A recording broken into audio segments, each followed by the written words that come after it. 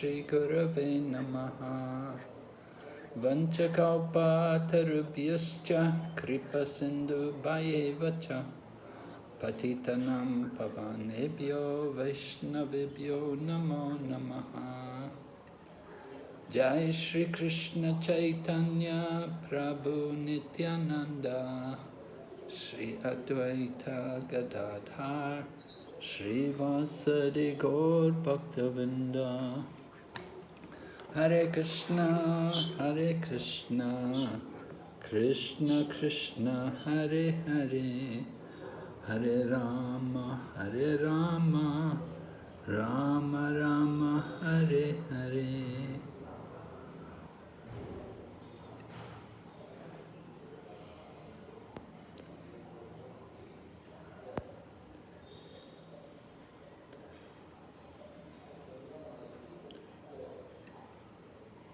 So we welcome everyone to our ongoing study of the Bhagavad Gita as it is at the level of Bhakti Sastri. And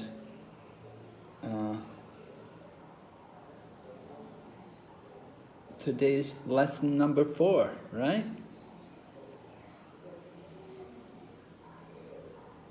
Yes, Radha.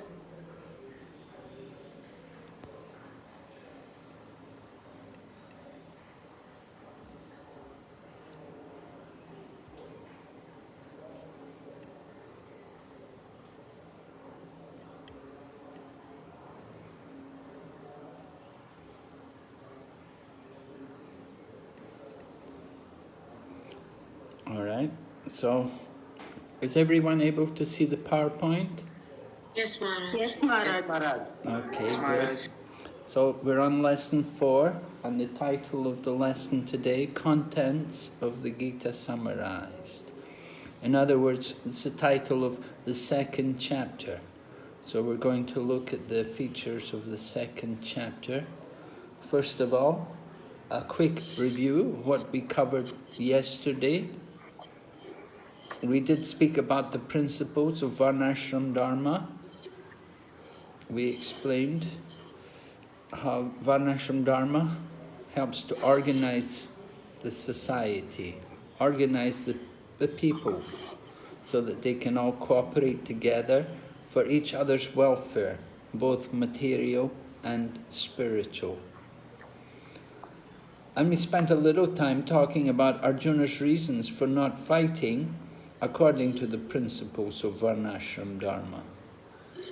That Arjuna was talking particularly about compassion, which is really Brahminical quality.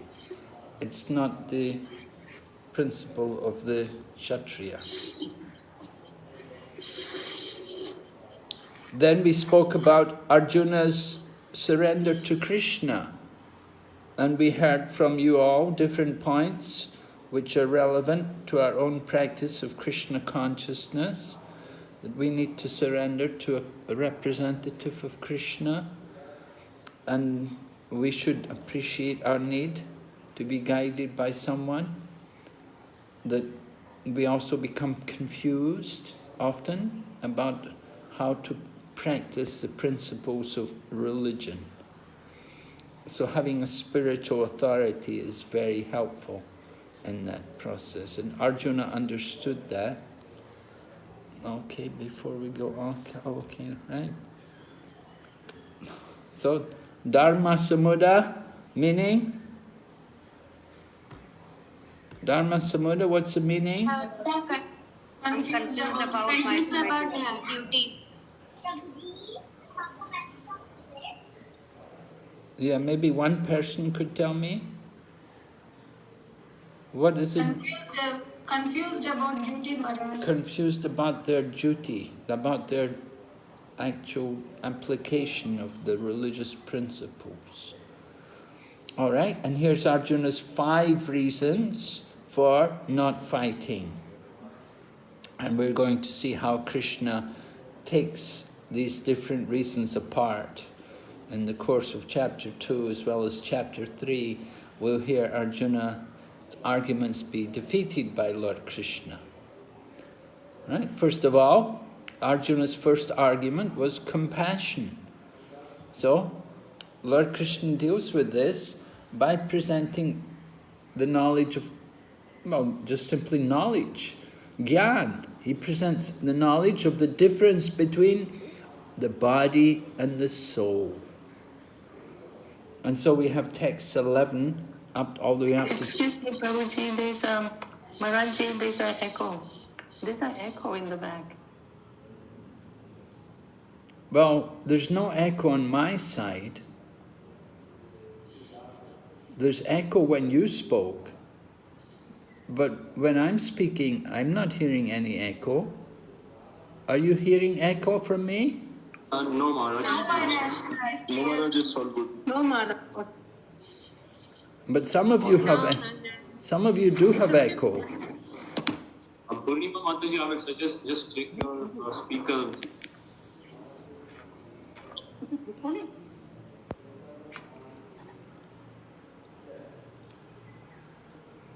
Can I continue? Yes, yes, Maharaj, please.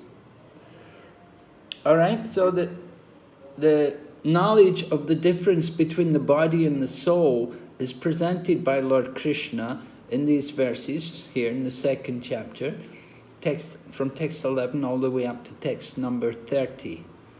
Lord Krishna highlights the difference between the body and the soul.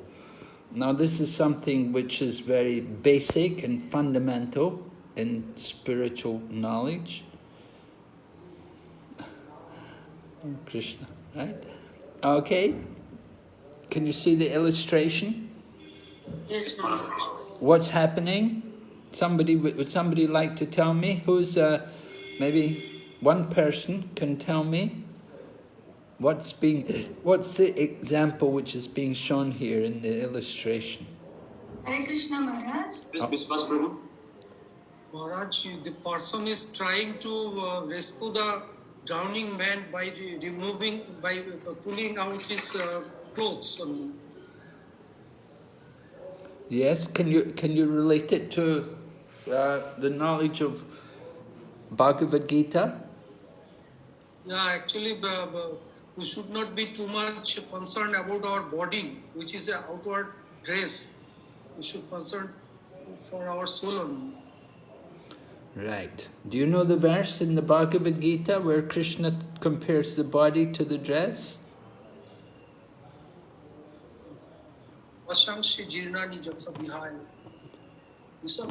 Yes, that's right. Yes, go ahead, say the verse.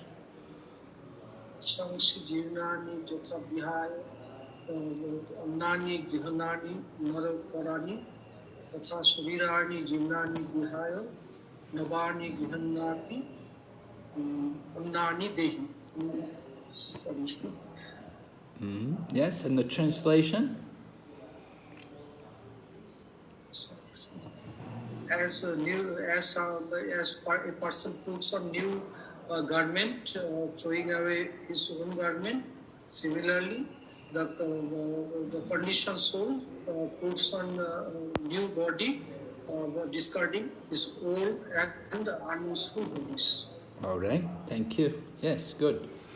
So this is spiritual knowledge. This is what we would call Atma Tattva, the science of the soul. That the body is eternal. Rather, the soul is eternal and the body is temporary. The body is likened to a dress. Lord Krishna actually begins this section on Gyan by telling us about the soul. He describes the changing of the body, right? How the body changes in the course of one life. Who would like to tell me that verse? Yes? Someone?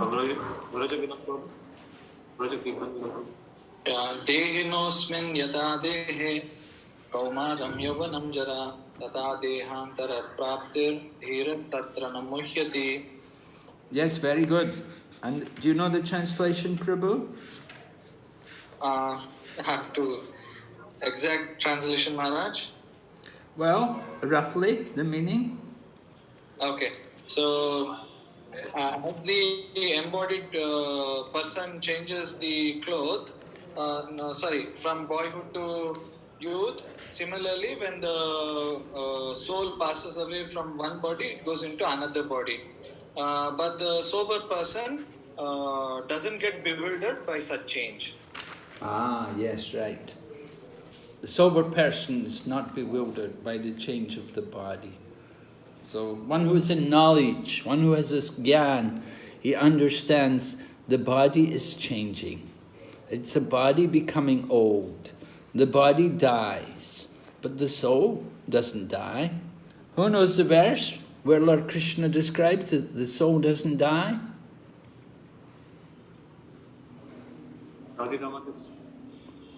Jayate mriyate va kadachan nayam bhutva bhavita va na bhuyah ajo nityah shashvato ayam purano na hanyate hanyamane sharire. Yes, do you know the translation, Mataji? Maharaj, I think the soul is eternal, primeval, and ever existing, and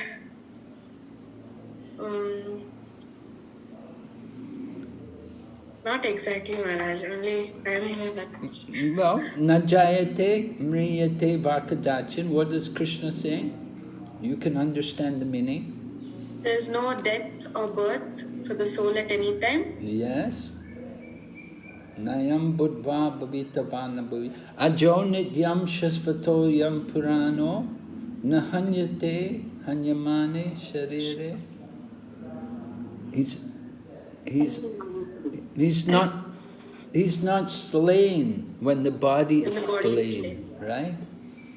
He's unborn. He's eternal, ever existing, and primeval. So this is there's another verse also which tells us about the qualities of the soul, because there are different weapons which are sometimes used in fighting, different astras. So one may wonder, is there any weapon which can destroy the soul? Yes, Prabhu.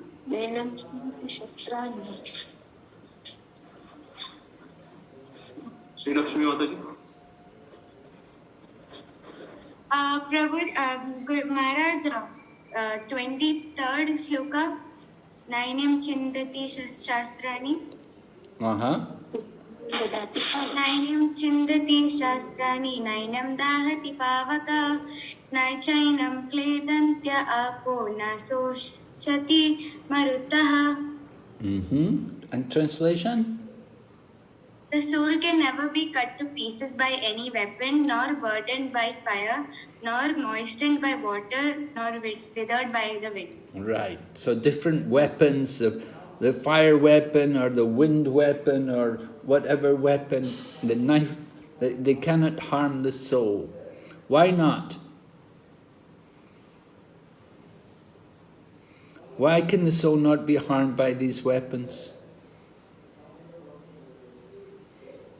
Anjali Mataji.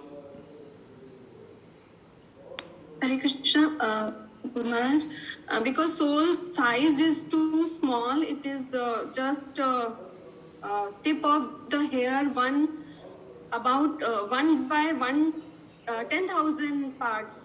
So it is too small, even the atomic molecular atoms also, smaller than that also. So Well, it cannot be. Okay, it's very small, but could we not burn it? No, it cannot be burned. Why not? Also. Because it is eternal. Ah, yes, because it's eternal. And that is the nature of spirit, right? It's spiritual. The soul is spiritual energy. And spiritual energy, what's the nature of spiritual energy? The nature of spiritual energy is? Everlasting? Yes, eternal. It's eternal, full of knowledge and bliss. Yes. Satchidananda, right? The nature of the soul is eternal. Full of knowledge. But the body, what's the nature of the body? Body is slain, temporary. Huh? The body is what? Slain The body. and temporary. Well, it may be slain. Not everybody's going to be slain, but everyone's going to die, right? Everyone has to die. Krishna says, for one who takes birth, what is certain? Death is Yes, certain. one who takes birth, death is certain, right? So we've all taken birth in this world, and so our death is also certain. Because we took birth, we will have to also die, give up the body. We accepted the body, and we'll give up the body. So death is simply giving up the body. It's not something which we have to really be very worried about. It's just simply a change of body. So this is knowledge, this is Gyan, this is the Atma Tattva, the science of the soul. Why is Krishna presenting this knowledge? Someone?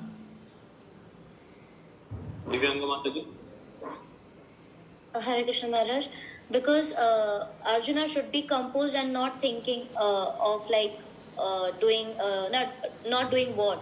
He should be encouraged. Arjuna should be encouraged. He should be encouraged to fight, right? Yeah.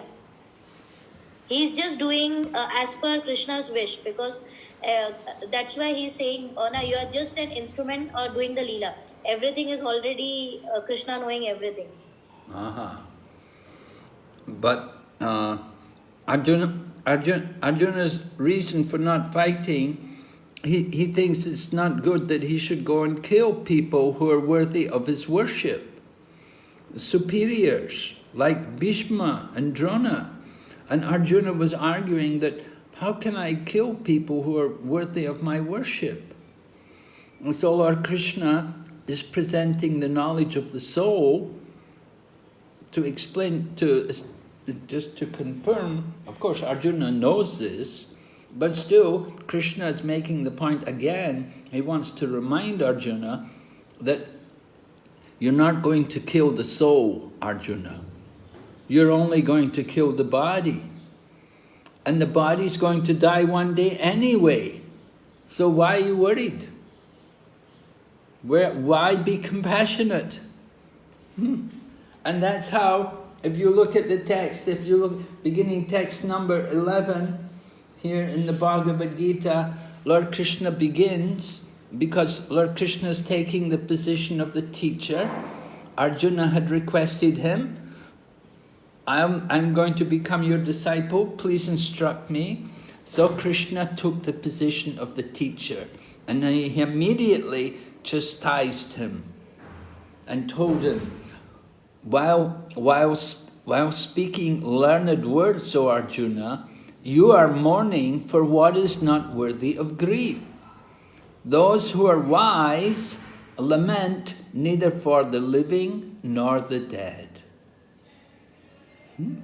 So Arjuna was chastised by Lord Krishna. He said, your compassion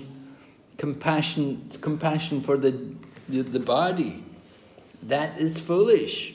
That is ignorance, to show compassion on the body. Real compassion is based on the soul. Now, a lot of welfare activities are all based on the body. Welfare activities, people say, oh, we should feed the poor, oh, we should give charity and help the underprivileged, the orphans, and so many different welfare activities are going on, and they're all concerned with the body. So that is material compassion. But that is not going to solve the problem of life. The real problem of life is that people have taken birth in the material world. They have a material body. So compassion is a good quality, but we have to know how to use compassion. Compassion should be placed for the soul, not for the body. How will we show compassion for the soul? Someone?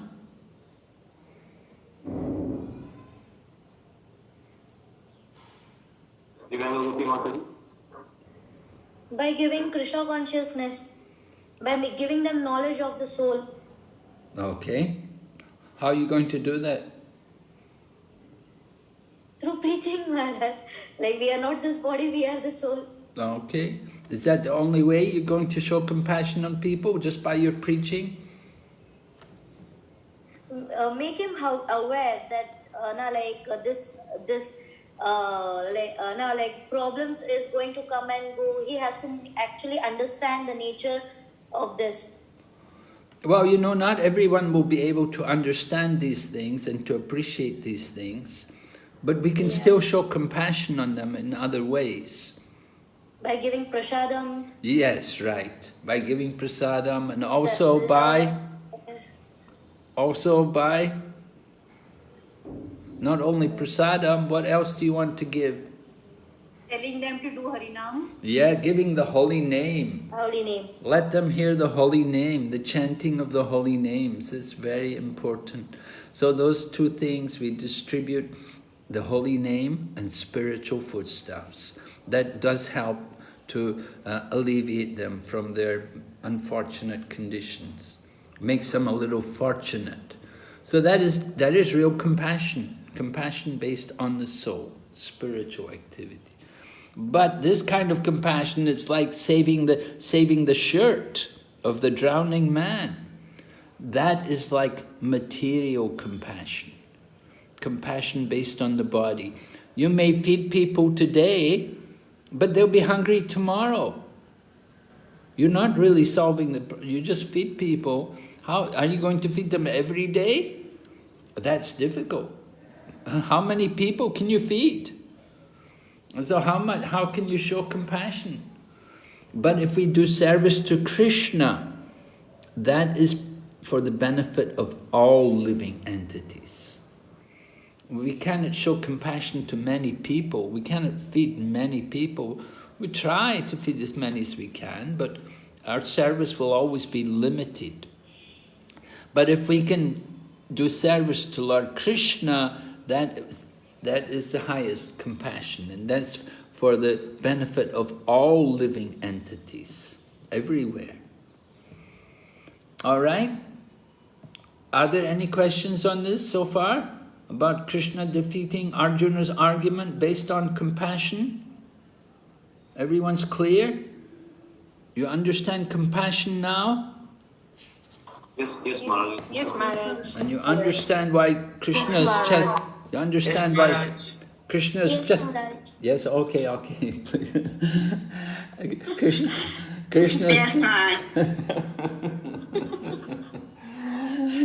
Krishna's chastising Arjuna. Your compassion, you're mourning for what is not worthy of grief. Because everyone's going to die, the body's going to die anyway. But we want to understand the nature of the soul, how to give greatest benefit to the soul, to help the soul. The soul is not going to die. That's important. So this is gyan, this is the knowledge which is given. Shown here, Najayate mriyate vakadachin. For the soul, there is neither birth nor death at any time.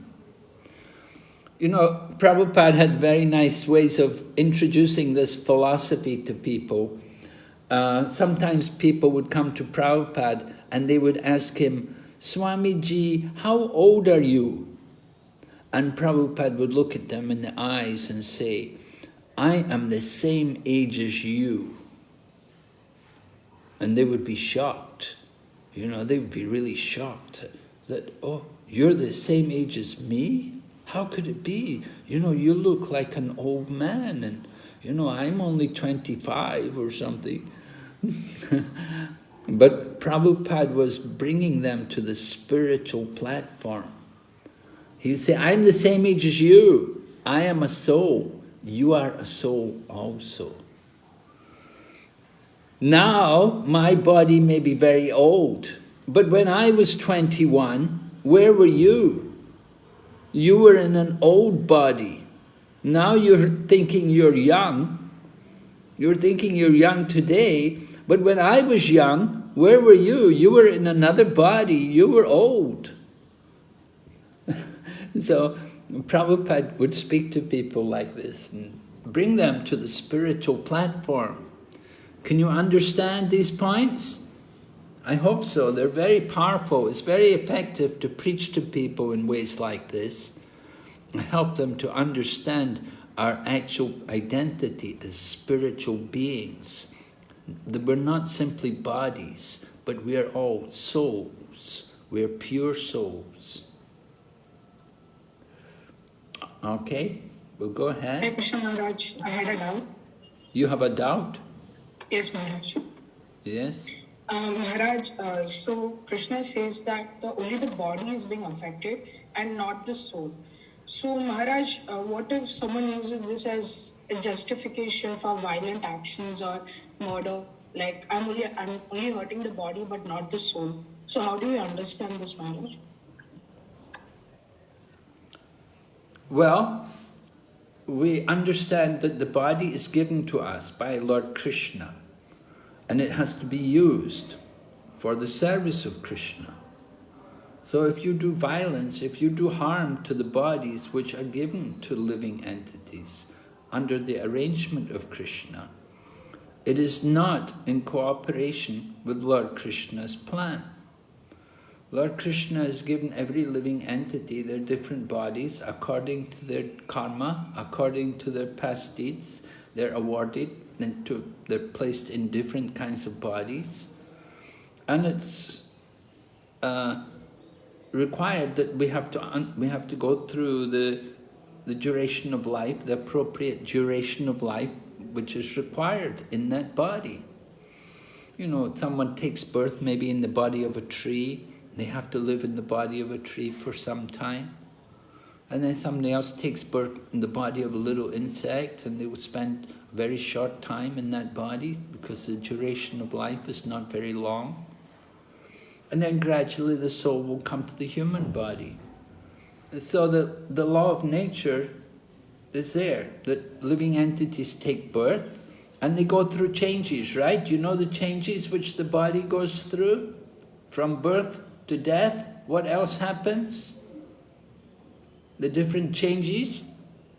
The body takes birth, and then one person answer. Maharaj, Yes, Vishwas Prabhu.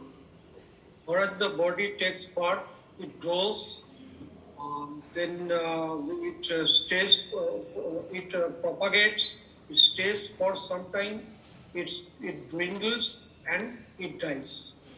Yes, it produces it grows, it maintains, it produces byproducts, and then it dwindles and dies, right? These are the different changes which all different living entities go through. The human beings, the plants, the fish, the birds, everyone. And so we have to respect the body which is given by the grace of Krishna, and we shouldn't do harm to that body. We should, generally take care of all living entities, respect them, give them the opportunity to finish their time in that body. So that's Vaishnava quality.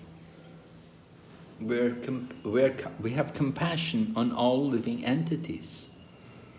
So if you go around killing living entities, then they have to take birth again. They have to come back again and take birth again in that body, because they didn't finish their time. They didn't finish their allotted karma in that body. So that kind of behavior is not approved by Shastra. Is that all right? You understand? Yes, Maharaj. Thank you.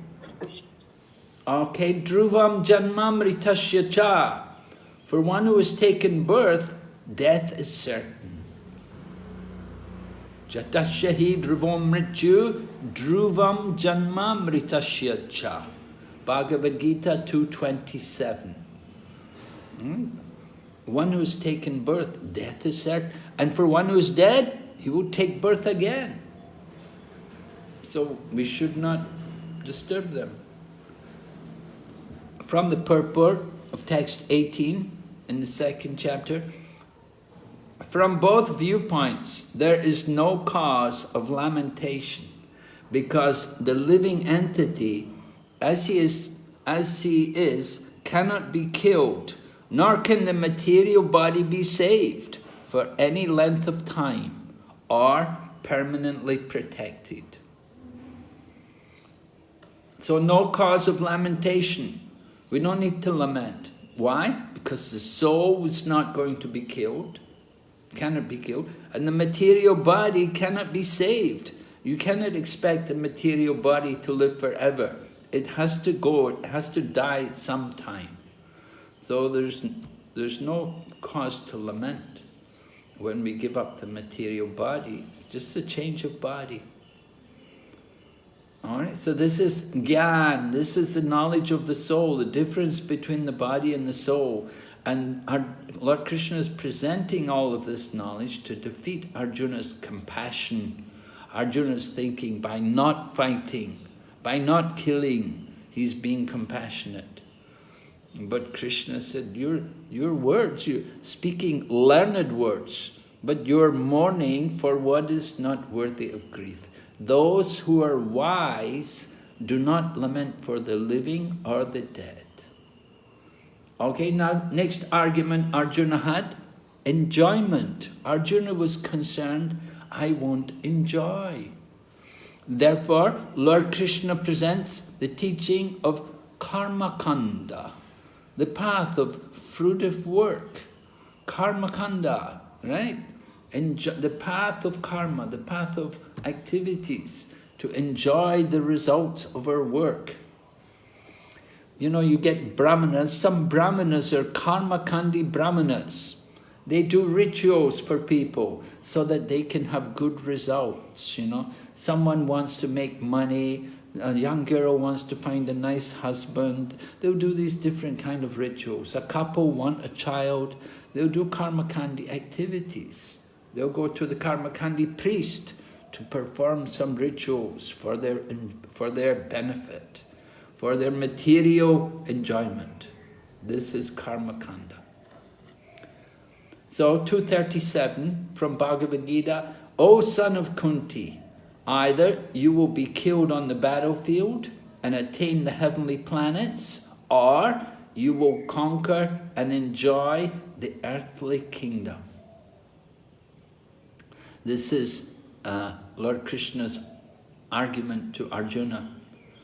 Arjuna was thinking he shouldn't fight, but Krishna says, well, if you fight, either you'll be killed on the battlefield and then you will go to the heavenly planets, and if you're not killed on the battlefield, you'll win the battle, you'll conquer, you will enjoy the earthly kingdom. So both ways you will enjoy. But if you don't fight, what will happen? Someone answer? If Arjuna doesn't fight, what will happen?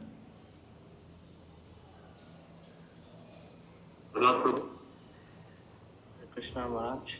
Arjuna will lose his face. People will criticize him, saying that he was cowardly, he ran away from battle. Also, he might get sin because he did not perform his duty. Oh yes, very good. Thank you. That's very correct.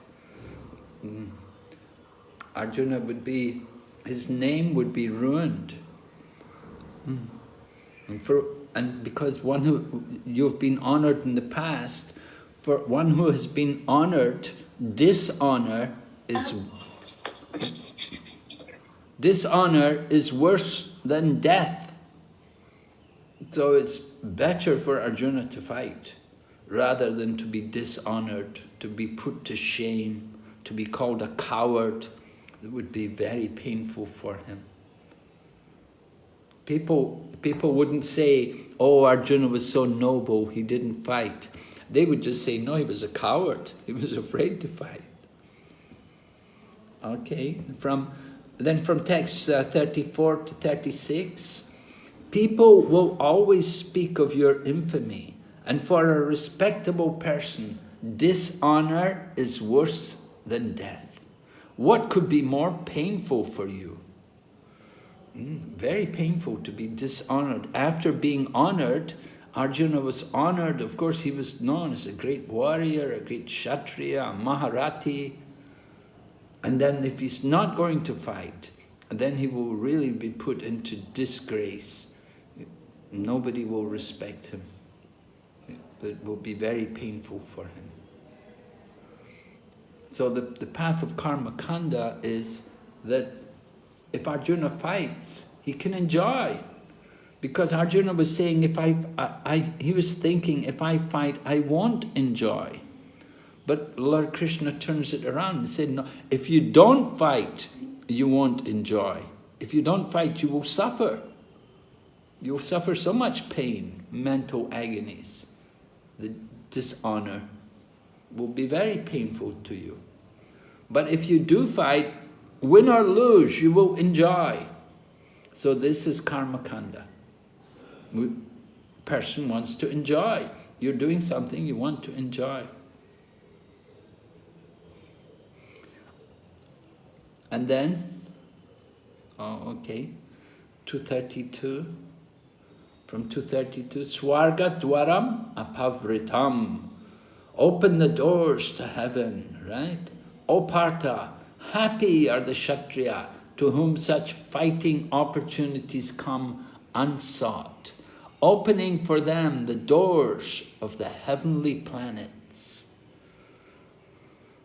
Does a devotee want to go to heaven? No, Maharaj. No, Maharaj. Are you sure? Yes, Maharaj. Yes. Yes, Maharaj. Well, for the service of Krishna, devotee can go anywhere, right?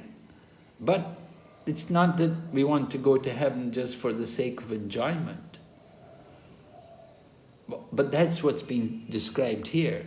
At this point, Krishna is speaking on the level of karma kanda. Later on, Krishna will bring the argument to a higher level, and he will explain about karma yoga.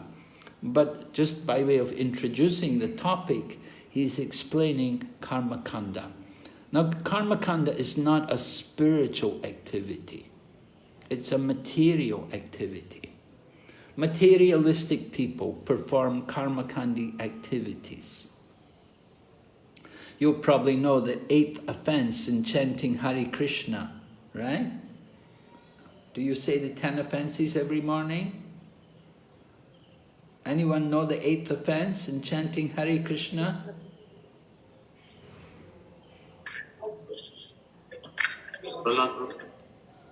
Maharaj, I'll try. To consider the chanting of the holy name to be one of the auspicious ritualistic activities as stated in the Vedas, known as fruitive activities of karma kanda. Okay, very good. Yes, right. That's right. If we think chanting Hare Krishna is just like a karma kandi activity, then that is offensive chanting. We don't chant Hare Krishna just to get material benefits. In the same way, Arjuna is not really interested in opening the doors of the heavenly planets. But Lord Krishna is presenting it to him in this way. He said, Kshatriyas are happy for this. Kshatriyas come to fight. They're happy for that opportunity. Text 33 from the Bhagavad Gita. If, however, you do not perform your religious duty of fighting, then you will certainly incur sins for neglecting your duties. Okay, so fighting is a religious duty. For the Kshatriya, it's a religious duty. We have to understand this. Don't think of the fighting as we would think today, Kali Yuga. Today, of course, there's no real Kshatriyas. One morning, Prabhupada was on the walk in the park, and there was this big bronze statue of some Vikings. And they asked Prabhupada, you know the Vikings from Northern Europe? And they asked Prabhupada, were they Kshatriyas, Prabhupada? And Prabhupada said, no. He said they were demons. And then they asked Prabhupada about when there's fighting, wars, different countries fighting each other. He said, are these Kshatriyas? He said, no. He said, they're demons. And they go to hell, both sides. Both sides fighting. And so it's not the business of devotees to get involved in these kind of things. And certainly we don't think of fighting as a religious duty. Another statement from the purport, text 35. If he abandons the battle, not only would he neglect his specific duty as a Kshatriya, but he would lose all his fame and good name, and thus prepare the royal road to hell. In other words, he would go to hell, not by fighting, but by withdrawing from battle. So by giving up his duty, then he goes to hell. And that's a very precarious situation. So we have to be cautious. You're going to do so, you take up some duty, you have a duty, you have to perform your duty. Prabhupada tells a story here about this, about highlighting the spirit of the Kshatriya. And he tells about a Kshatriya king called Yashomanta Sen. And Prabhupada said, Yashomanta Sen, either he conquers the battle or he lays down his body there, dead. So the man who has come, so Prabhupada was telling the story, it's not so much here, I don't know what happened to this Yashomanta Sen, he went to battle and he was defeated in the battle. So after the battle was over, he came home alone without his army because they were all defeated. But somehow he didn't die and he came home. But when he came back to his palace, the doors were all locked. So he called to the queen inside the palace and he said, I'm your husband, I've come home. I've lost the battle and I've come home. But the queen, who was inside the palace, she said, oh no, my husband wouldn't come home defeated. Either he will die on the battlefield or he will be victorious. But he cannot come home defeated. So the queen said, you must be a pretender.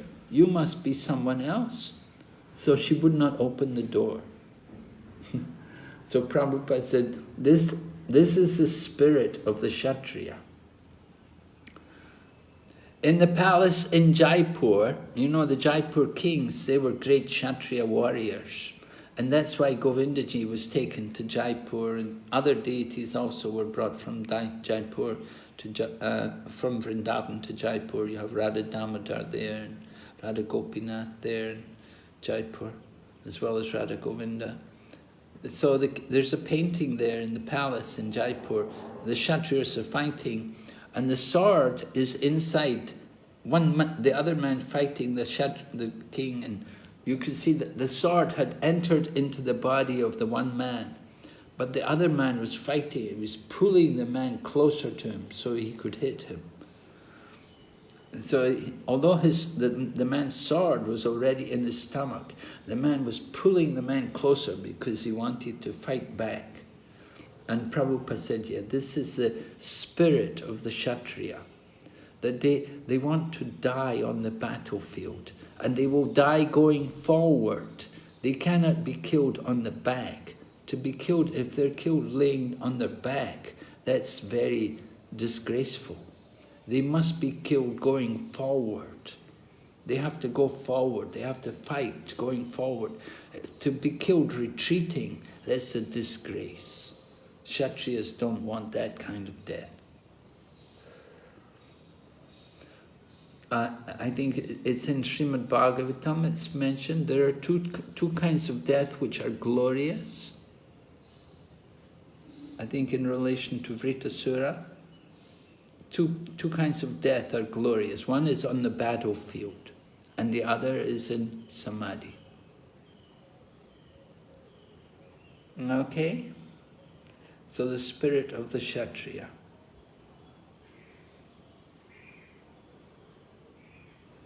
So compassion, Arjuna's argument of compassion has been defeated in texts 11 to number 30, where Krishna presented the knowledge of the soul and the difference between the body and the soul.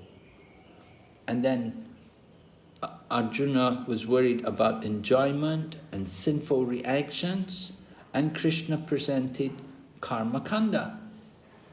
He presented the knowledge of karma kanda, that you will enjoy. And the sinful reactions will come if you don't do your duty. But if you do your duty, then there will be no sinful reactions. One should perform his duty, and that way there's no sinful reactions. So these two arguments have been defeated in the second chapter. Would someone like to read here? Yes, Guru. Hare Krishna Maharaj.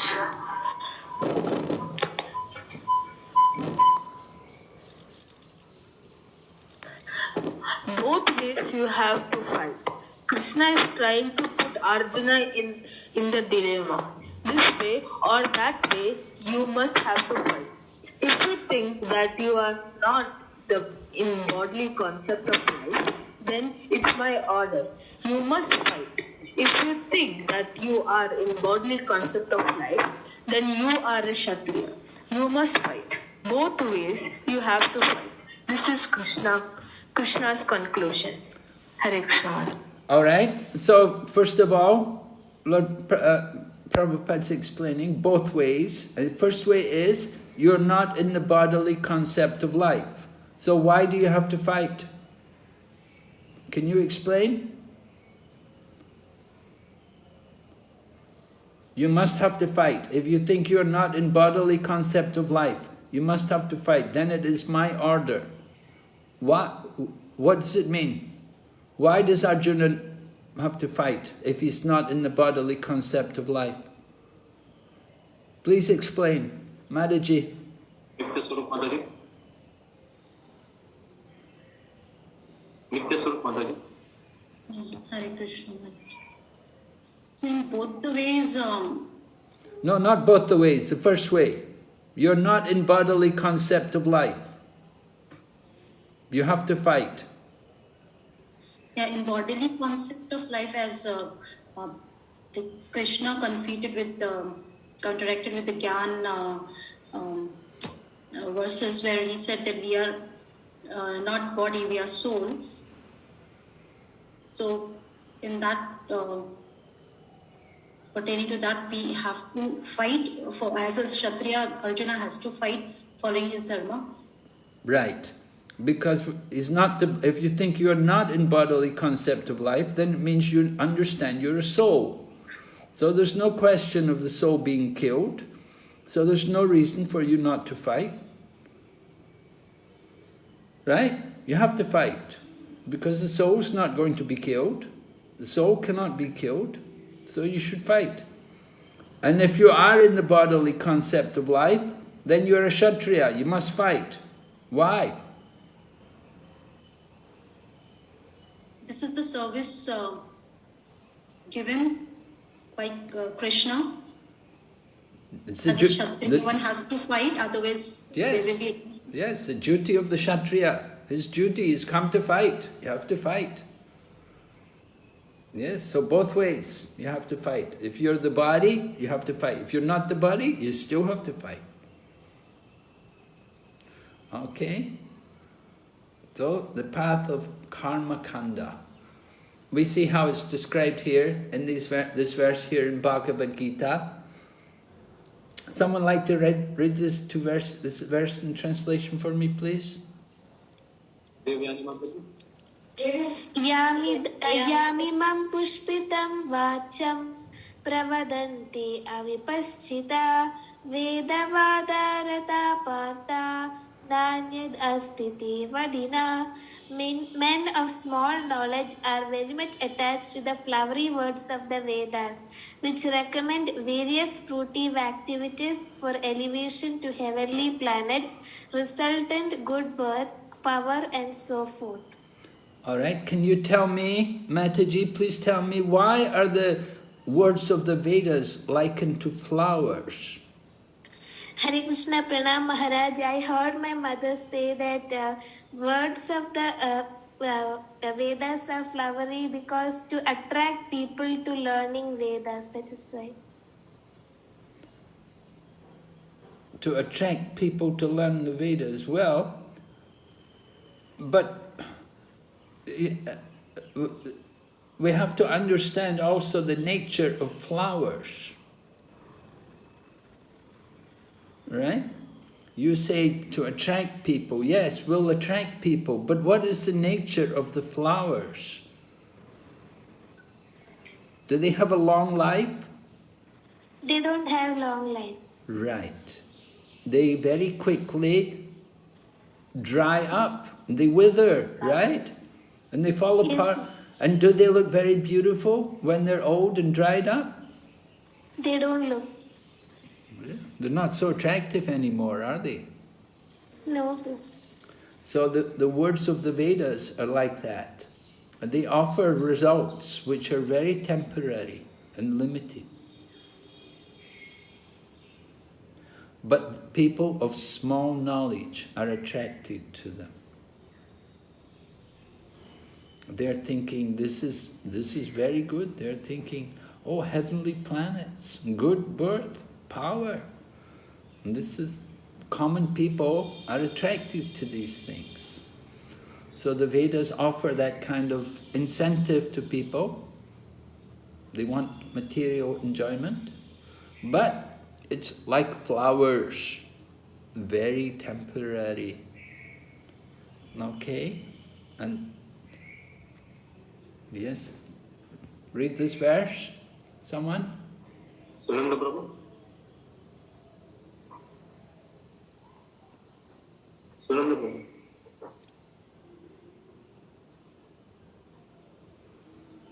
Prabhuji, you are not audible.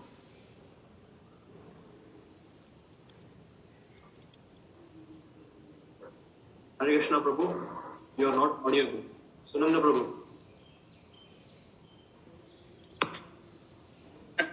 I'm audible. Now we can hear Hare you. Krishna. Yes, now we can hear you. Go ahead. Am I audible? Yes, Prabhu, now you are Right. audible. I'm reading. Yes. Trigunya Visaya Veda Nistraya Guna Bhar Varjuna. The Vedas deal mainly with the subject of the three modes of material nature. O Arjuna, become transcendental to these three modes. Bhagavad Gita 2.45. Thank you, yes. So the Vedas, people like to follow the Vedas, but here Lord Krishna is advising Arjuna, become transcendental to these Vedas, because the Vedas are dealing with the three modes of material nature. So if we are in the modes of nature, sometimes we may be in goodness, other times we may be influenced by passion and ignorance. There's always a struggle for competition between the modes. We want to rise above the modes. Lord Krishna is telling Arjuna, become transcendental to these modes. Okay, here's an exercise for us. How many people do we have here this afternoon? It's 46 mark. 46. All right. So let me see. How can we do it? We have eight people in a group. 46. We want groups of about six people in a group. 6 8s are 48, right? Yes. And then add on one. One group will be 9. One group will be 7. Others will be 6.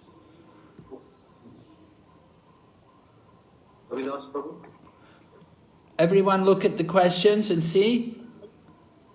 We want to hear from you. Based on the purports and analogies, verses 42 to 46. The relevance, first of all, of Karma Kandi division of the Vedas in the practice of Krishna consciousness. Discuss the relevance in relation to Krishna consciousness. And secondly, how are the practices of ISKCON authorized from Vedic point of view? Is it clear? Everyone? Yeah? Can you please elaborate first question? I'm a little confused. Well, you have to read the verses. I want to know, is Karma Kandi practices, the section of Karma Kandi section of the Vedas, is it relevant for us in the practice of Krishna consciousness? Okay. Thank you, Maharaj. And then we want to know about the practices of ISKCON. Are they authorized from Vedic point of view?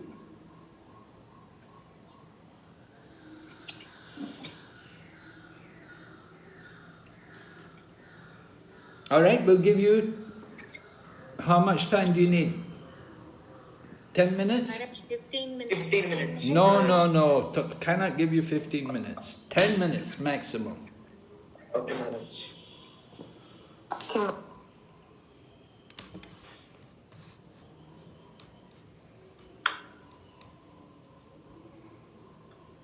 So break up into groups now, yes? Yes, Maharaj. Yes.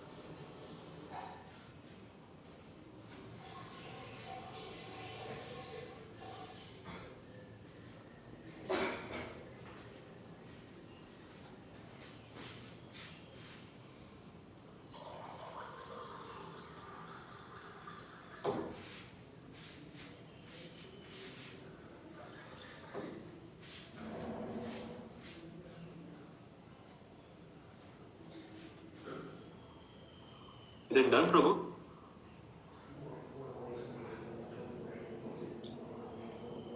Yeah.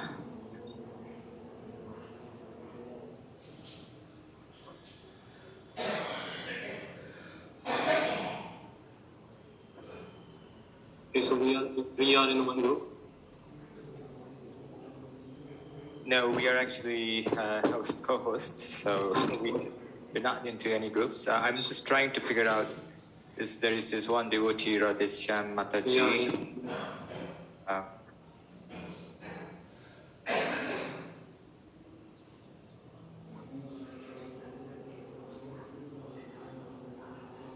Hare Krishna, Mataji. Radheshyam Mataji.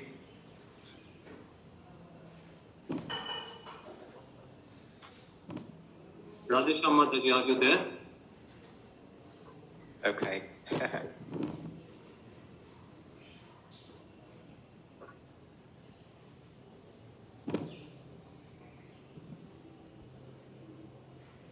So we both will discuss here, Prabhu. Prabhu, we have option to join into any of the rooms. If you actually go and click on breakout rooms, you can choose any room and you can join there if you want to be part of a bigger group. No, it's fine. We can. Okay, so we have 7.5 minutes then. Yeah. Okay. So discuss the relevance of Dharmakanda division of the Vedas. the practice of Krishna consciousness. 42 to 6. Yeah.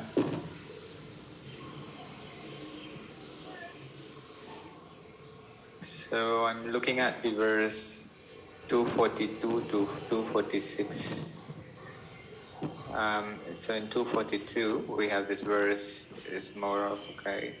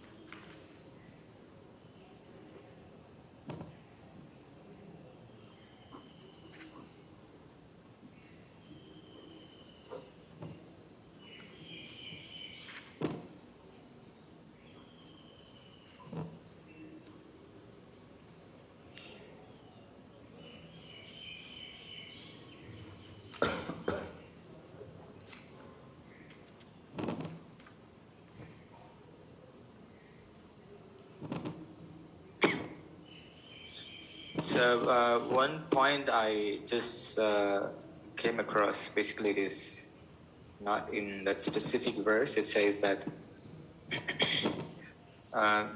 all the rituals and sacrifice they do in the Karma Kanda, basically it is to uplift the the soul to the platform of self-realization. It is kind of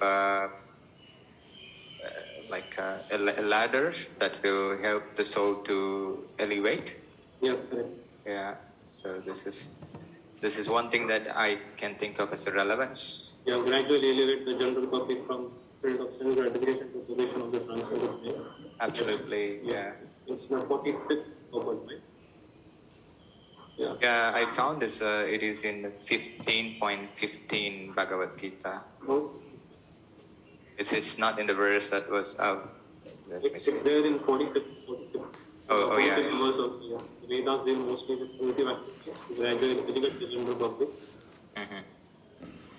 Also, I would say in the 42nd also, Maharaj gave a nice example about the flower that flower beauty doesn't remain for long. So similarly, whatever the actions are there in the karma kanda, they are only for a limited time of period.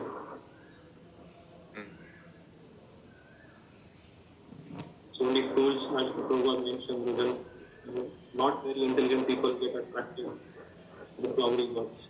Yeah.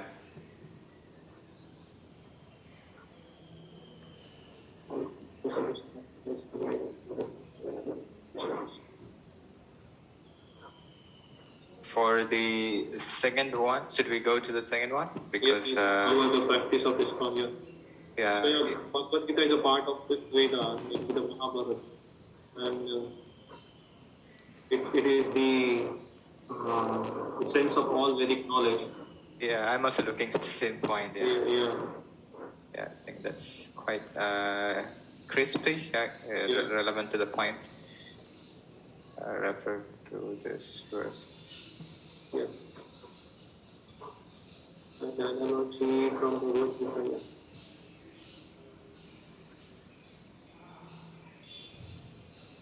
And plus, as the 44th was explained that when there is a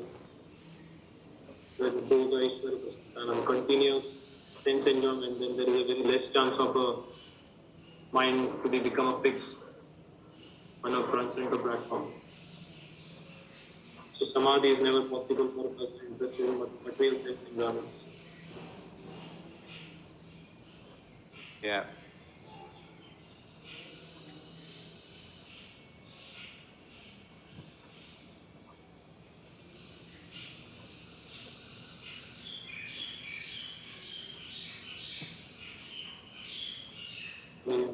The 45th was last time mentioned, if you want to attain the transfer position, then you have to, as 43rd, yeah, 25th verse, you have to raise about yourself, about the Traigunya Vishaya, 3 modes of the Krishna, and then only you can completely depend on the goodwill of Krishna.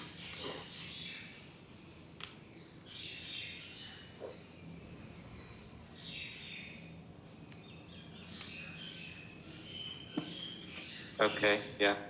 Another one is for the second one, but let me see how much time we got.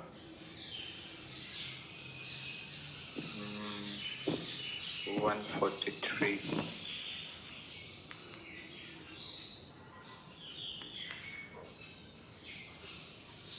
So for the second one, I'm also thinking another point is because we are part of Brahma Madhava Gaudiya Sampradaya, so it is bona fide Sampradaya.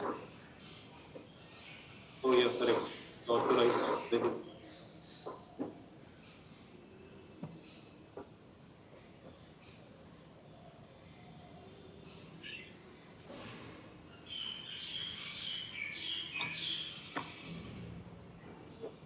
How much time left? 1 minute? 1 minute? Yeah.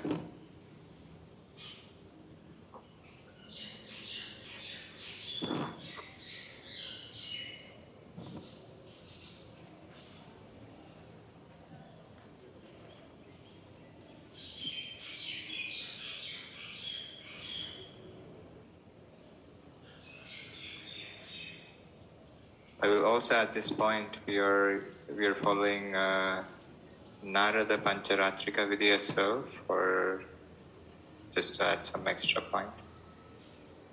So DT work shape and like that, right? Yeah. DT works. Where it is mentioned? Oh no, it's not here. Okay. Okay, I think we should close now. Everybody, get everyone back into the main room. Yes, March.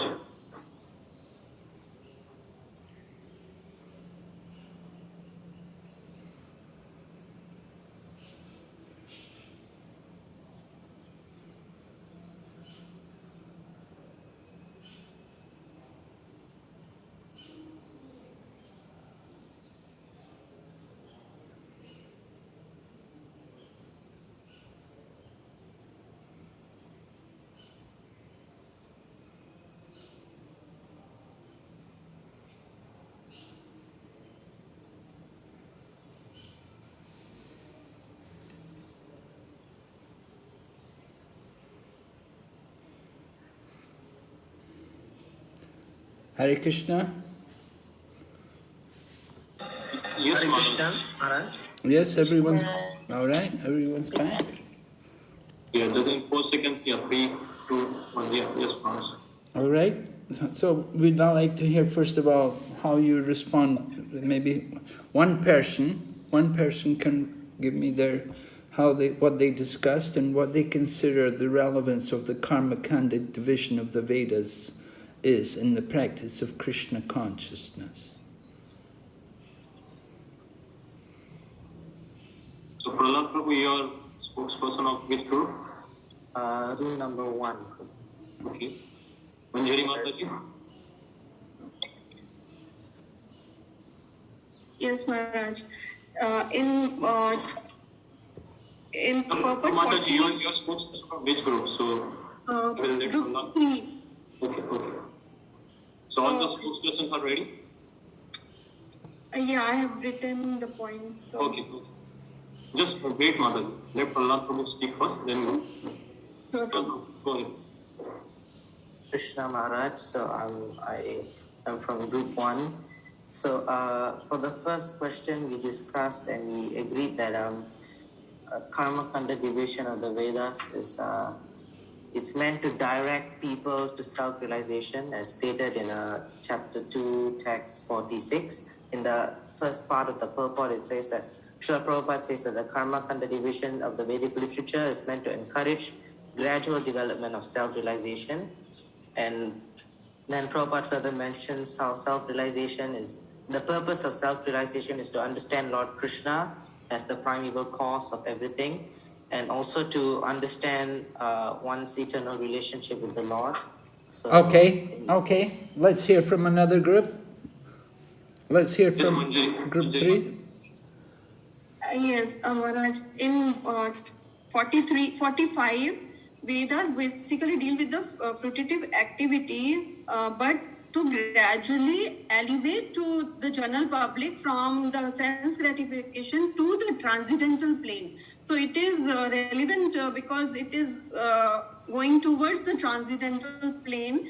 And here also in 46, Krishna, the relationship, purport 46, first para, the relationship of the living entities with Krishna is also mentioned in 15th chapter, 15.7. The living entities are the part and parcel, and the highest perfection stage of the Vedic knowledge is also confirmed in Srimad Bhagavatam. Okay, thank you. Let's hear. And even Krishna says in 15. Okay, no, that's enough. I just want to know the first question about the relevance of karma kanda. Someone else? Yes, Piyu Mataji.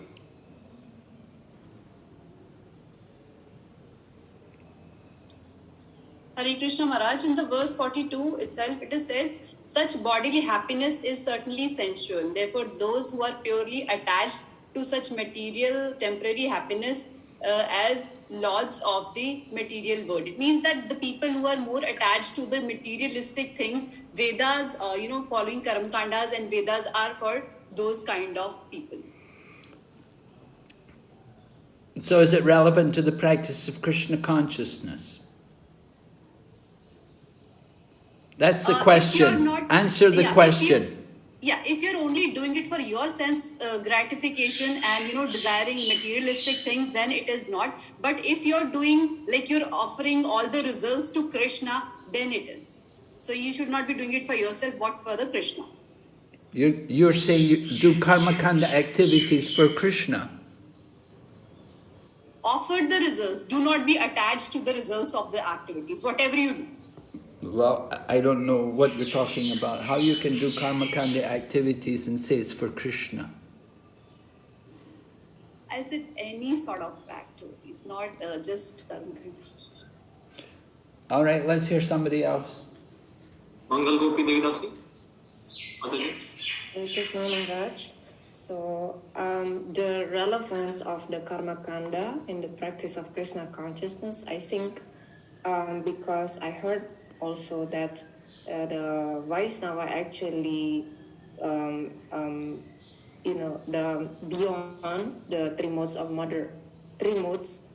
of nature. So I think the devotees, we are not really doing karma kanda because otherwise it will produce another karma for us. That's yeah. I hope we're not doing karma kanda. Yes. Okay, anybody else there? Any other group? Yes? Maharaj. So I think our spokesperson, I don't see him. So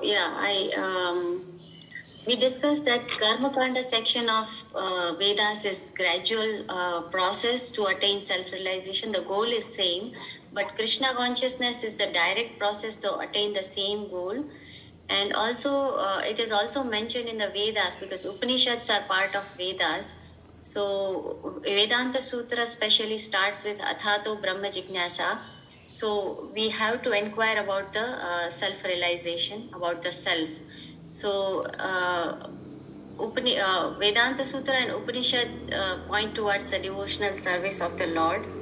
And Upanishad especially mentions the chanting of the holy name. So since we can't read all the Vedas in this age, I wanted to know, you haven't answered the first question. So it is not directly related Karma Kanda in the practice of Krishna consciousness. Okay, since thank we you. are not doing it. Right. Yeah. Thank you. That's the answer. That's what we want. It is not related to the practice of Krishna consciousness. Karmakanda division of the Vedas is not relevant to the practice of Krishna consciousness. This should be clear in everyone's mind. We don't practice karmakandi activities. It's nothing to do with Krishna consciousness. You may say, oh, it's going to bring us to self-realization. There's no guarantee. But if people take immediately to Krishna consciousness, do you think we're going to get people to do karmakandi activities first and then gradually make them devotees? No, never. No. They'll want to enjoy more. If they get results, karmakandi activities, they get material enjoyment, they want more. I didn't get enough enjoyment, I want more enjoyment. So it's not relevant to the practice of Krishna consciousness. This is important to understand. And so we have nothing to do with karmakandi activities.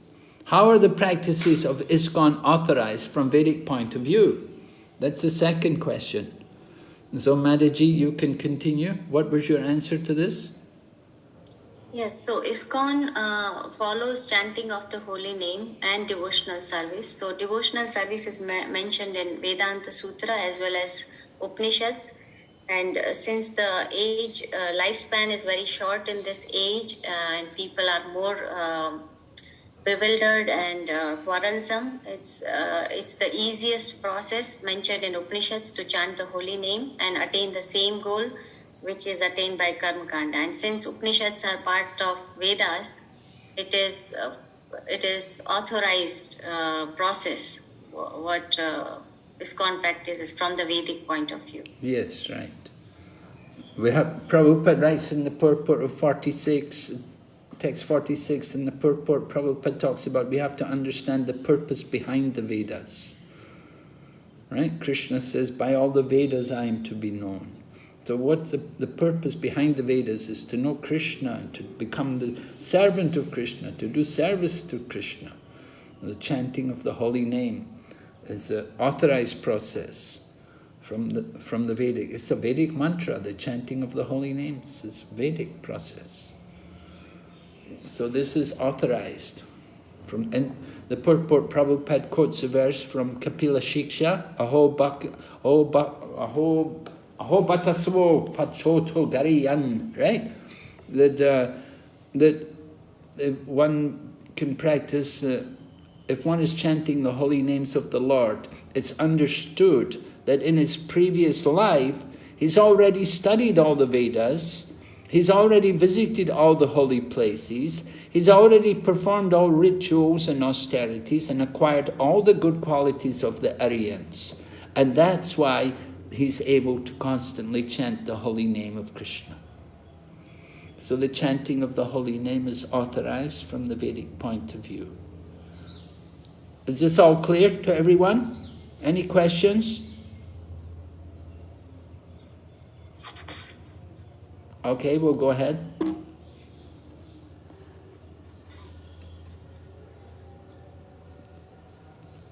The highest Vedantist. The best purpose of Vedanta philosophy is served by inoffensively chanting the holy name of the Lord. The highest Vedantist is the great soul who takes pleasure in chanting the holy name of the Lord. So pure chanting of the holy name, that's important. And we should take pleasure in the chanting of the holy name. Srila Prabhupada teaches us all of these things. Okay, we're going to go ahead. Buddhi Yoga, Karma Yoga, Sankhya, Jnana. Thus far, I have described this knowledge to you through analytical study. Analytical study means Sankhya. So this Gyan, this has been described through analytical study, Sankhya. And Buddhi Yoga, Karma Yoga. Now listen as I explain it in terms of working without fruitive results, O son of Pritha. When you act in such knowledge, you can free yourself from the bondage of works. When you work, when you act in such knowledge, so that's Buddhi Yoga, you have proper knowledge, then you free yourself from the bondage of works. Working without fruitive result, right? That is karma yoga, working without fruitive result. We perform our duty in a detached manner.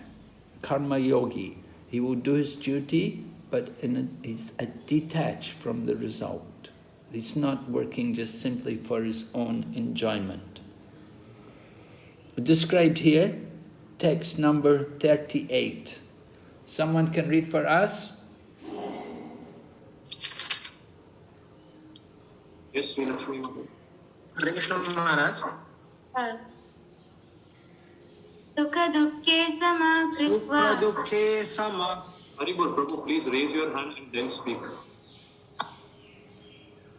Go ahead, Should I Madhaji. continue? Sukha dukhe sama kritva labha labha jaya jaya tato yuddhaya yujjasva naivam papam avapyasi. Do thou fight for the sake of fighting, without considering happiness or distress, loss or gain, victory or defeat, and by so doing you shall never incur sin. Bhagavad Gita 2.38. Thank you. So, fight for the sake of fighting. It's your duty. Don't consider the result. Don't consider happiness or distress, loss or gain, victory or defeat. In other words, do your fighting in a detached manner. By so doing, you shall never incur sin. So that is the nature of karma yoga. Yes, go ahead, Maharaji, read.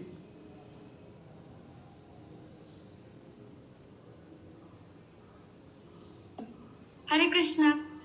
This is duty. One has to execute duty without any consideration of loss and gain. This is duty. Observing duty. Just see, you are a Kshatriya. This is necessity of this fighting. So you should not consider whether you are gaining or losing. It is your duty to fight. If you execute your duty nicely, there is no question of sin. To execute duty is piety. Bhagavad Gita 2.27 to 38, Los Angeles, December 11, 1968. Thank you. This is duty. Kshatriya's duty is fighting. Different varnas will have different duties.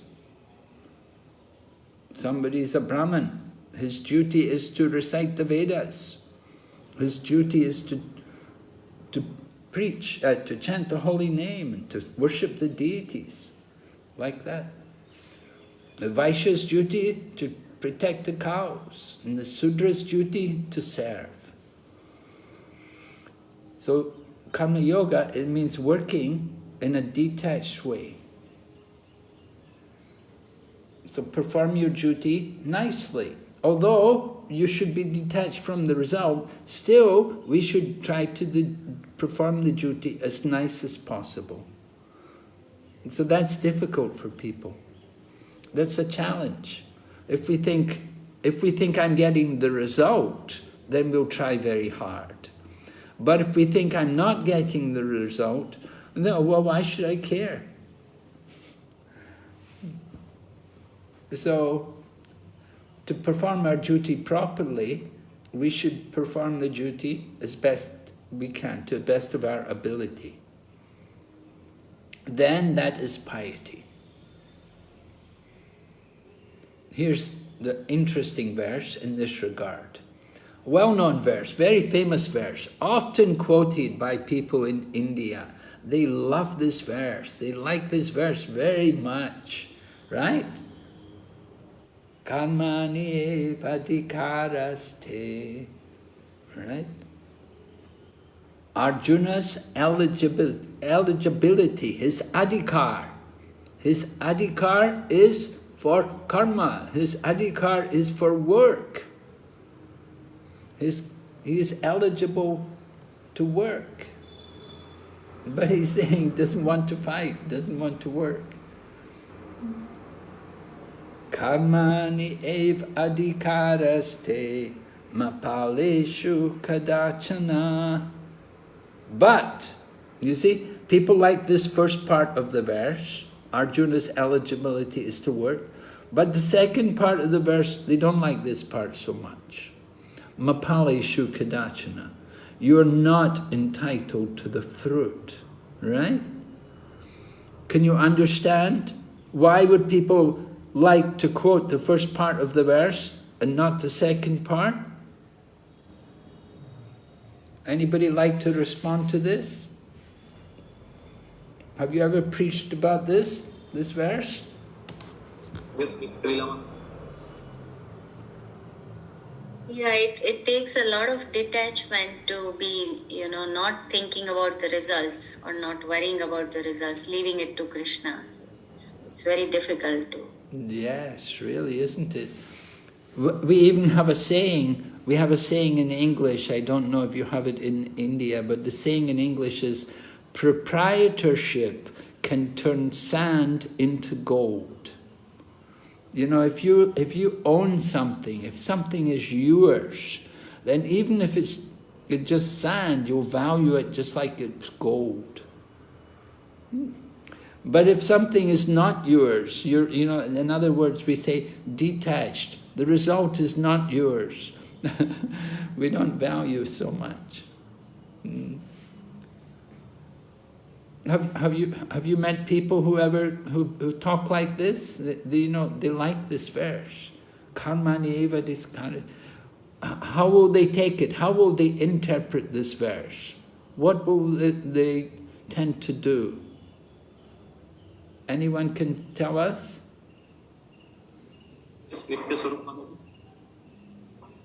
So Manachi, this verse was Karmani Vadikaraste, usually taken as work is worship.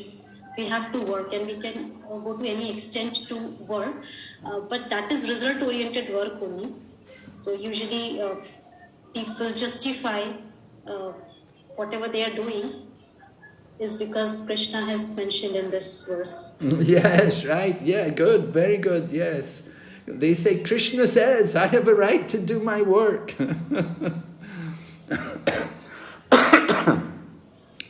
Krishna said, I have a right to do my business. I have a right to work. I have to do my work. But do they ever quote the second part of the verse? Mapaleshu kadachana. No, very, very rare. Someone will say, you're not entitled to the fruit. But as Maharaji said, people say, oh, work is worship. Work is, I have to work. Krishna says we have to work. Yes, we do have to work. But mapaleshu kadachana, you are not entitled to the fruit. And then Krishna goes on to say, never consider yourself to be the cause of the results, and never be attached to not performing your duty. So it's a very important verse, and we should be familiar with this, and we should note how people can misinterpret it, how they can give it some other understanding. They just take the first part of the verse. They never think about the second part. No, I have a right to work. But ask them, all right, you have to work, you have to give the fruit of your work to Krishna. What? No, I have to, the fruit, that's for me, I work. They don't want to do that. So, here, the Lord says, you cannot stop your work, neither you can enjoy the activities, the fruit of your activities. That is the work on spiritual plane. So, work on the spiritual plane means you work for Krishna. You don't enjoy the fruit of the activities. cannot stop work, neither you can enjoy the activities. We can, of course, we may enjoy working for Krishna, but we have to remember the fruit is to be given to Krishna. So that is work on the spiritual plane. So Lord Krishna is encouraging Arjuna to perform his work in that manner, as buddhi yoga, understanding that he's working for the pleasure of the Supreme Lord, not for his own satisfaction. Yes? Someone please read.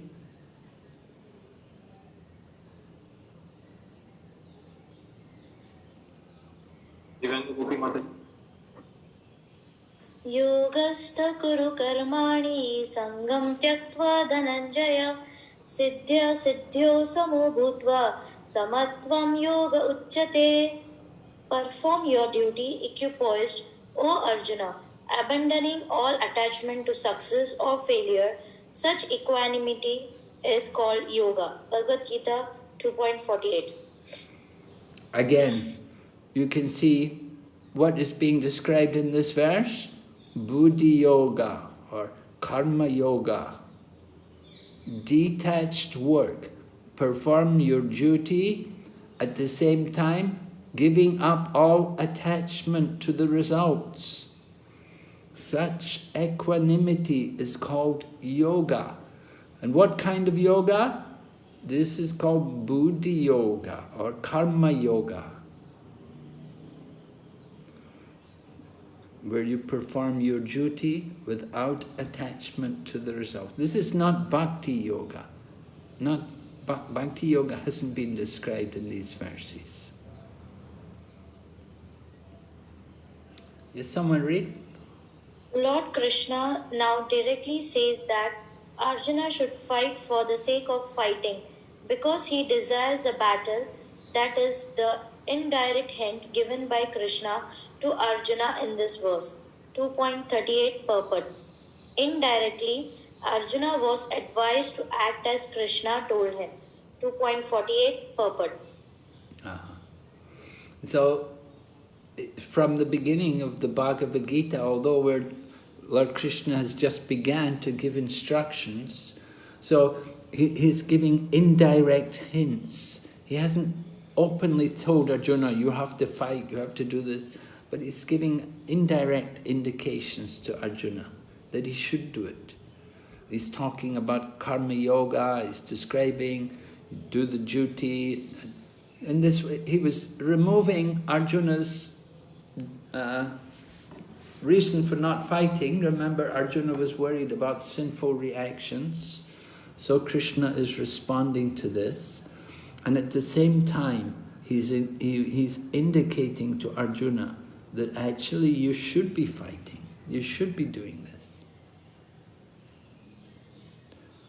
Arjuna was advised to act as Krishna told him, indirectly. All right, so compassion was defeated by knowledge of the soul. And then we heard enjoyment. Arjuna's desire to enjoy will be there if he fights. If he doesn't fight, he won't enjoy. And so this was explained by Krishna presenting the philosophy of karma kanda. And then sinful reactions. Arjuna's naturally worried about the sinful reactions which he would incur from fighting, killing and injuring people. He'd get sinful reactions. But Lord Krishna has explained to him, well, if you are fighting as karma yoga or buddhi yoga, you're doing your duty, and you perform your duty in a detached manner, then there's no sinful reactions. So in this way, Lord Krishna has defeated Arjuna's reasons for not fighting. Yes, someone like to read here for us? Yes, Radhika Mataji. Hare Krishna. Overview of Bhagavad Gita, Chapter 2. Srila Bhaktivinoda Thakura has summarized this second chapter of the Bhagavad Gita as being the contents of the whole text. In the Bhagavad Gita, the subject matters are Karma Yoga, Jnana Yoga and Bhakti Yoga. In the second chapter, Karma Yoga and Jnana Yoga have been clearly discussed, and a glimpse of Bhakti Yoga has also been given as the contents for complete text. 2.72 purport. Yes, right. So Prabhupada has given the title for the second chapter as the contents of the Gita summarized, because the main philosophies are explained briefly. Karma Yoga and Jnana Yoga in more detail, and Bhakti Yoga, a little glimpse of Bhakti Yoga.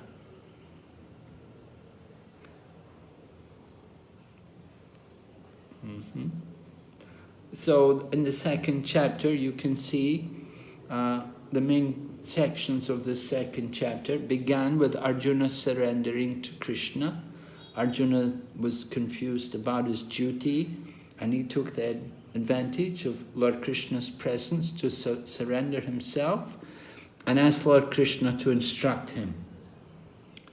And in this way Lord Krishna presented philosophy of the soul, the knowledge of the soul to defeat compassion, then knowledge of karma kanda, and then also buddhi yoga, karma yoga. And at the end of the chapter, we'll hear about the Stita Dir Muni, one who's restraining the senses, controlling the senses. We'll hear more about that in the next class. We haven't explained that yet, but we'll be coming to that. It comes up. We have another exercise for you to do. How many people? 46, is it? Yes, Maharaj. So can we make pairs? Can you put devotees in pairs? That will be like 23 pairs.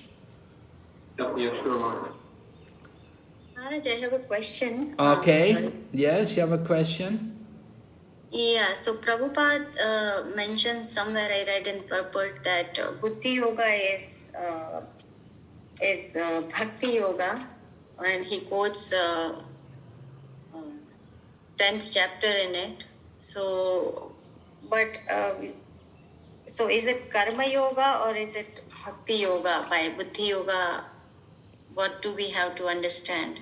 Well, it's not totally Bhakti Yoga, Buddhi Yoga, but it's coming to Bhakti Yoga. It's on the yoga ladder. Okay. So it's coming to Bhakti Yoga. The Buddhi Yoga is on the lower level than the Bhakti Yoga. Bhakti Yoga is the top, but the Buddhi Yoga is part of the yoga process, and it will gradually bring one. Karma Yoga and Buddhi Yoga, they're very similar to each other. The difference being with Karma Yoga and Buddhi Yoga and Bhakti Yoga is that people are attached to work. They want to work in a particular way, performing their duty. Like we said, Arjuna has to perform a duty. So in Bhakti Yoga, one is just surrendered and he will do anything for Krishna. But in Karma Yoga or Buddhi Yoga, there's a sense of duty. And, according to their situation in Varnashram, they're going to work in a particular way. But they're going to work in a detached manner. And they will offer the results of their work to Krishna. But in Bhakti Yoga, the devotee will do anything for Krishna. And he's surrendered to Krishna in the beginning. It's not that he works and then gives, then offers to Krishna, but he surrenders in the very beginning to Krishna. Karma Yogi is thinking, I'm giving this to Krishna. But the Bhakti Yoga and the Bhakti Yogi, he understands everything is Krishna's. Nothing is mine. So subtle distinction there. And the Buddhi Yogi and the Karma Yogi, they're working and then they surrender. But the Bhakti Yogi, he surrenders first. And everything is Krishna's. Okay. Okay, Maharaj.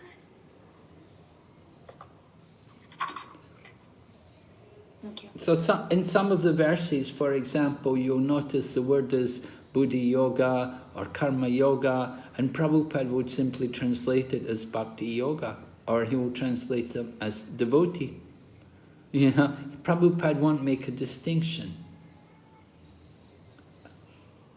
And it's interesting because Bharijan Prabhu, he makes the point that many devotees, many of us are actually, we're on the level more of Buddhi Yogi or Karma Yogi rather than Bhakti Yogi. To get people to actually do full bhakti is quite challenging for a lot of devotees. But for most people, they're more on that level of karma and Buddhi Yoga. So Prabhupada doesn't make a distinction between these different types of people in his translation and purports. And you'll see the word in Sanskrit is often Buddhi Yoga or Bhakti Yoga, and Prabhupada will just translate it as Bhakti Yoga. Yeah, so in Krishna consciousness or devotional service, we do the similar thing, right? We do the same thing that we don't, we work for Krishna, we do the same activities. If like there are grihasthas, they do the same activities which other people are doing. Oh yeah, but yes. In their mind, they know that it is for Krishna, so. Right, yes. And they offer the results. Yeah. I mean, everyone's devotee, and you know, maybe you could say we're mixed devotees, we're maybe like karma mishra bhaktas or something, you know. Our devotion is mixed with some desire for karma. You know, it's not easy to come to that level of being a pure bhakti, Shuddha bhakta, but you know, often our devotion is mixed with desire for fruitive work. Right, yeah, yeah. Okay. Thank you for the question. All right, so here's the exercise for the pairs. We want you to look at these two verses. First of all, 240, pratyavayo navidyate, and then vayavas ayatmika buddhi, text 41. So we want just each pair to take one verse. So maybe group 1 to 10, we'll take group 1, we'll take 240, and then the other groups, you know, groups 11 to 20 or whatever, they'll take group 2, Vayavasayatmika Buddhi, 240. So read purport and discuss the significance. We don't have a lot of time, so can you begin? Yes, Ravidas Prabhu. So 1 to 10 groups will focus on first part and... Yeah, 240. 11. Yeah. Okay, Maharaj.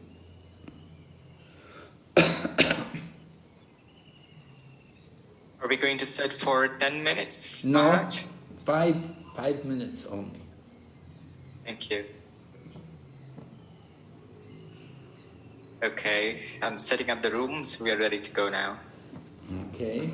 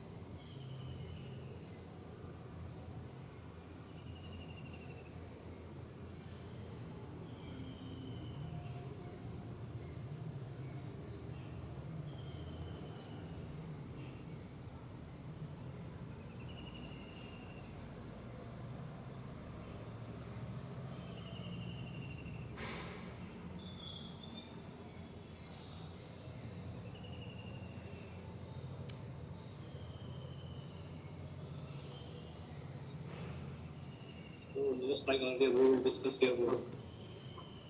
Somebody, can you add me in a group? I got disconnected, that's it.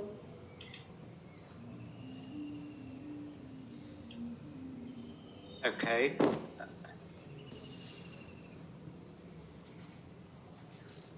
Do you know which group you're part of? 14. Okay.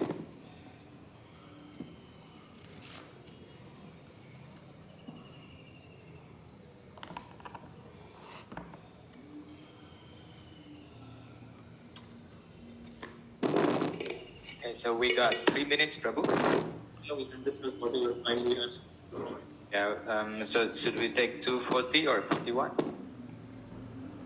Let's take 240.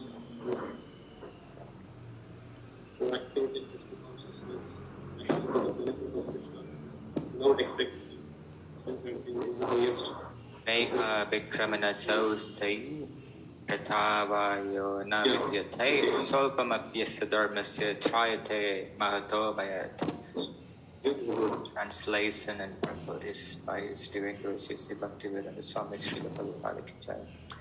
The center where there is no loss or diminution or little advancement on this path can protect one from the most dangerous type of fear. Prabhu, I'm reading it myself, okay? Yeah. Yeah. Due to Krishna consciousness.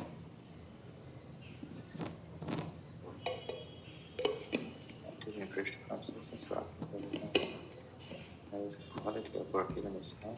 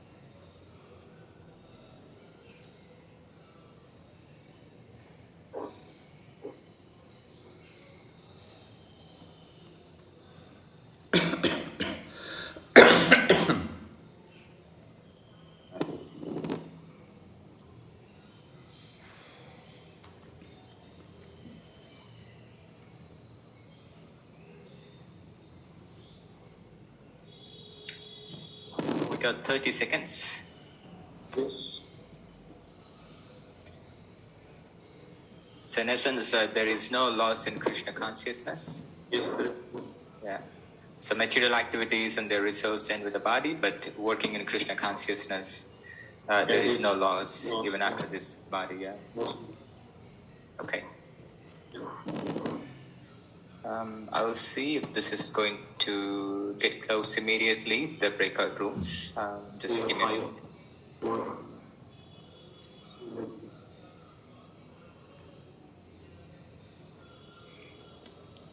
Yes, we can close everything now. Bring everyone back. Yes, Maharaj.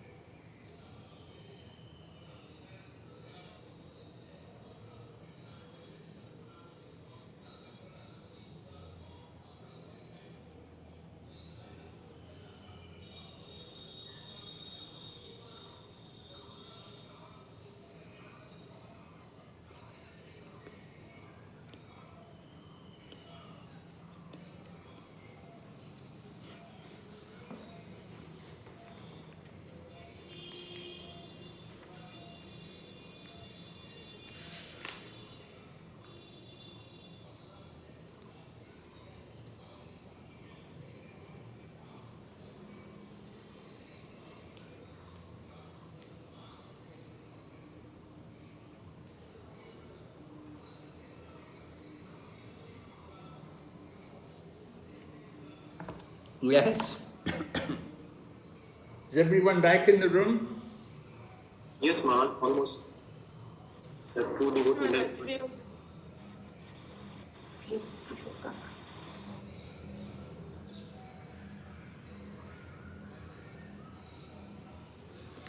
All right, so let's hear some response to the first one. Pratyavaya navidyate, Bhagavad Gita 240. What's the significance? Yes, Sunanda Prabhu.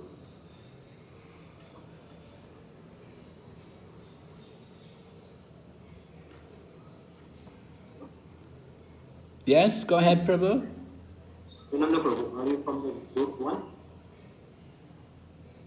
The group 1 that Prabhavati na vidyati, that is under text 40 of chapter 2, that here Krishna says that in this endeavor there is no loss or diminution, and a little and advancement on this path can protect one from the most dangerous type of fear. So here Krishna describes that whatever we do for Krishna, that is for eternal. That is our eternal activity, and it cannot be destroyed by the time factor. The relationship between the Krishna, a little bit, even a little bit, we work for Krishna's satisfaction. That consciousness cannot be destroyed by the time factor. So here Krishna says that there is no loss for this type of work which is satisfying Krishna.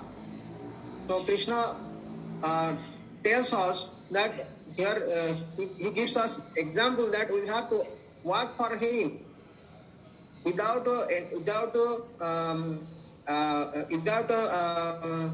result oriented. We have to only our motto is to satisfy Krishna with our work, whether it is good or bad, it doesn't matter. In Krishna consciousness, in the absolute form, good or bad, we are above all good or bad. So here Krishna says that whatever you do for me, for my satisfaction, there is no loss, and the time factor cannot destroy it. Okay, thank Yes, you. Thank you, Prabhu. Thank you very much. Yes?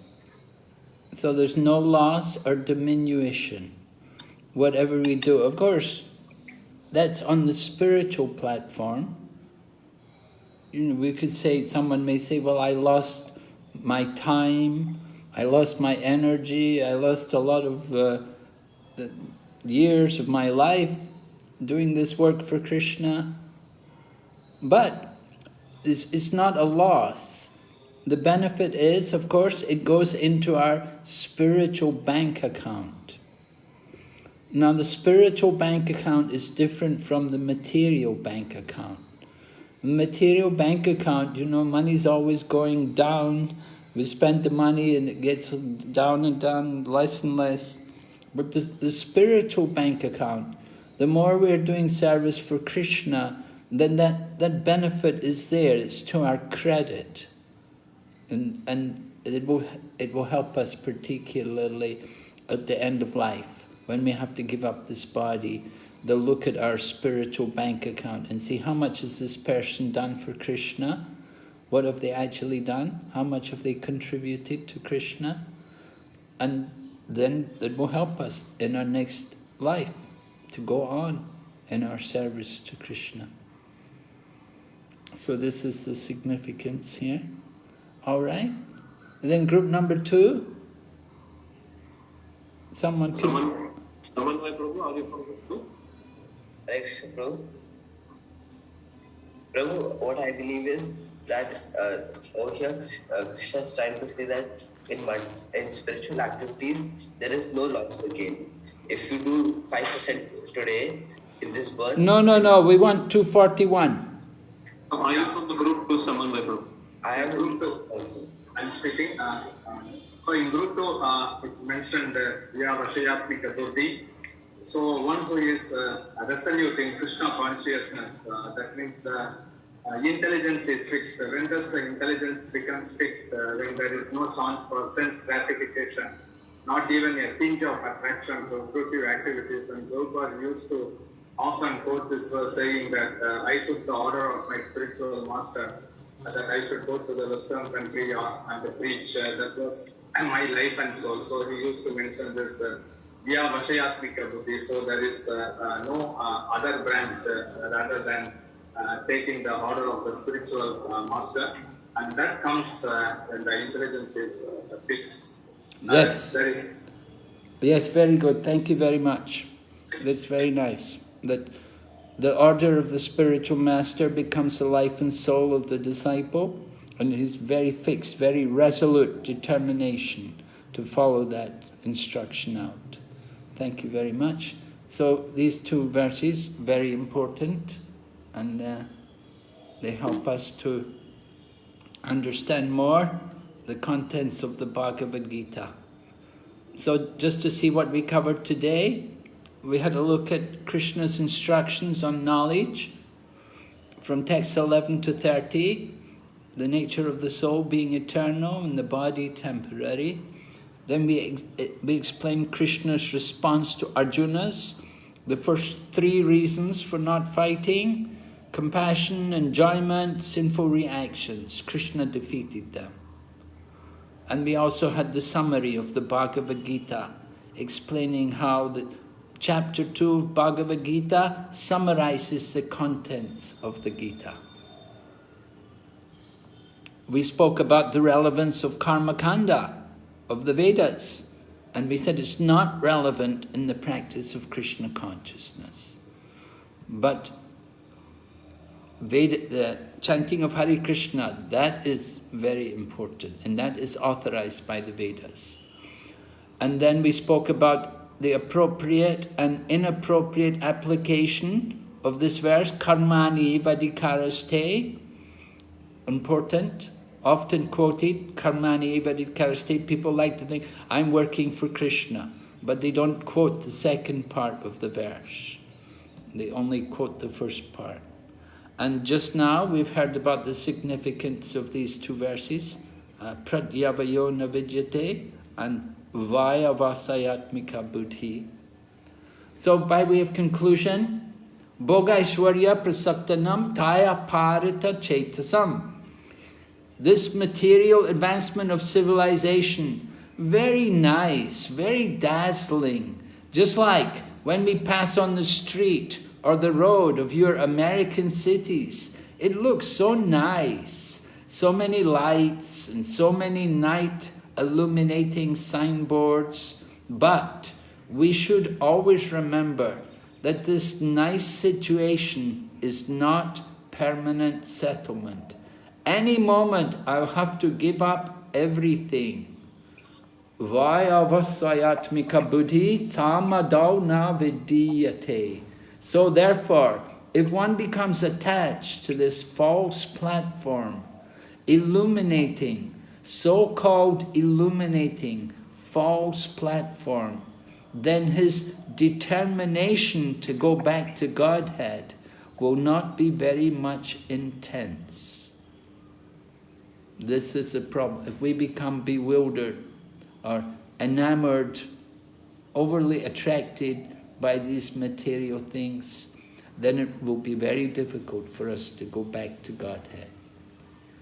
Exactly. All right, Srila Prabhupada ki jai. Jai. Are there any questions?